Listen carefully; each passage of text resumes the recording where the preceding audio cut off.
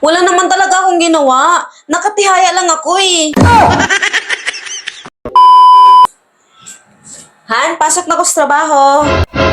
Bakit ang aga mo lagi pumapasok? Panghapon ka, di ba?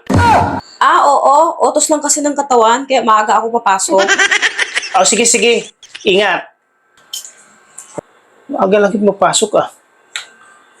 Panghapon pa naman ang pasok niya.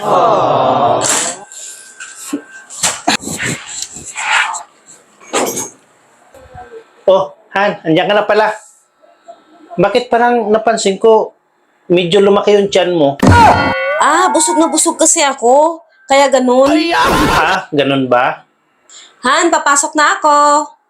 O, sige, Han. Ingat. Uy, andito ka na pala, Han. Tamang-tama, kaluluto ko lang. Kumain ka na ba? Ah, hindi pa. Hindi ka pa kumain? Eh, bakit malaki pa rin tiyan mo kahit hindi ka pa kumain? Akala ko, busog ka lang nung nakaraan. Ah, baka kabag lang kasi to. Nagluluko ka ba? May lalaki ka, no? Buntis ka? Hindi ah. Kung sakali anong mangyari sa pagsasama natin, ikaw yung may kasalanan. Nagpapabuntis ka pa sa iba. Bakit ako may kasalanan? Bakit? Sino gusto may kasalanan ako? Wala naman akong ginawa ah.